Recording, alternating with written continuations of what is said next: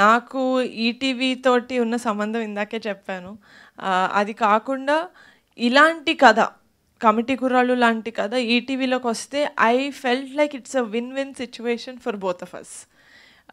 ETV follow అయ్యే audience, లేకపోతే committee కుర్రాళ్ళు సినిమా ఎక్కడుందని వెతుక్కుంటూ ఈటీవీకి వచ్చే ఆడియన్స్, ఇద్దరు I think it was the perfect platform. ETV win, that's why we chose ETV. Pavan Kalyan గారికి కూడా మొన్న 40 గ్రామాలకు 5 లక్షల రూపాయలు ఇచ్చారు మేడం. ముందుగా అభినందనలు మేడం. పవన్ కళ్యాణ్ గారికి చూపించారు madam cinema.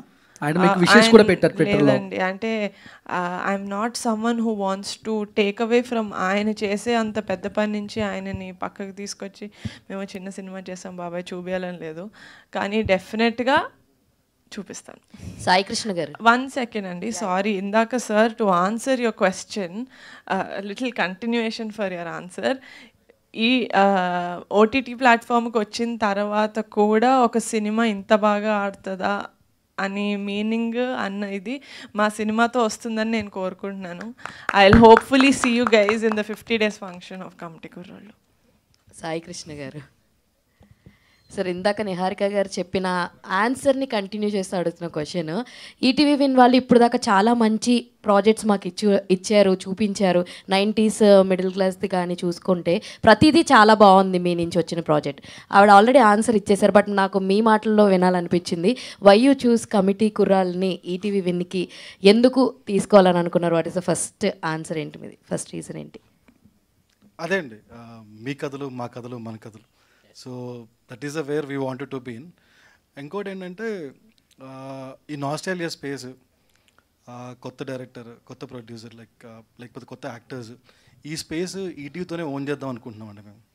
So wherever there is nostalgia కానీ, కొత్త యాక్టర్స్ కానీ, కొత్త డైరెక్టర్స్ కానీ, కొత్త స్టోరీ కానీ, లేకపోతే మీ కథలు మా కథలు మన కథలు కానీ, ఎక్కడ మీకు ఈ స్పేస్ కనపడినా ఇది ఈటీవీ కనపడుతుంది మీకు ఈసారి నుంచి.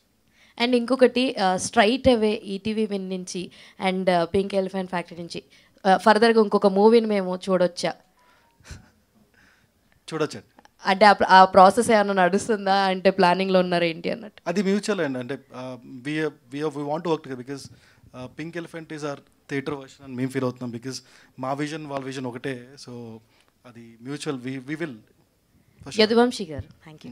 యదువంశీ గారు, సో మీదొక స్టోరీ చూశాను నేను, సాధించాం అని చెప్పేసి. ఎందుకంటే వినాయక చవితి రాగానే బ్యానర్ల మీద కమిటీ కుర్రాళ్ళు అని చెప్పి మీ సినిమా టైటిల్ వేయంగానే ఇది కదా కావాలి అని చెప్పి పెట్టారు.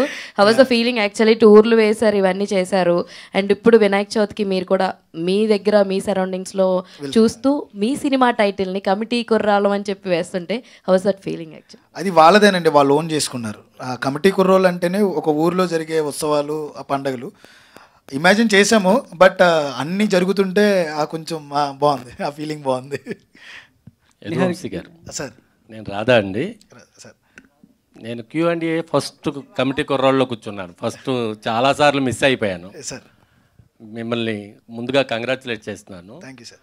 కమిటీ కుర్రాళ్ళలో ఆర్లక్కమ్మ అని ఒక జాతర చూపించారు మీరు. అవును సార్. చాలా ఊర్లో, భీమవరంలో మావుళ్ళమ్మ జాతర ఉంది, లేదంటే చెయ్యేరులో సత్యమ్మ టెంపుల్ ఉంది. అవును సార్. ఈ జాతరలన్నీ విడిచిపెట్టి ముమ్మిడివరం పక్కనున్న కొండుకుదురు గ్రామంలో ఆర్లక్కమ్మ జాతరనే చూపించాల్సిన ఎలా అనిపించింది? అదే ఎందుకు చూపించాలనిపించింది అంటే, లాస్ట్ టైం నేను వెళ్ళాను ఆ జాతరకి. అవును సార్. అక్కడ ఊరు ప్రజలందరూ, చుట్టుపక్కల వాళ్ళందరూ దీపాలు నెత్తి మీద పెట్టుకుని చాలా వింతగా అనిపించింది నాకు. అవును సార్.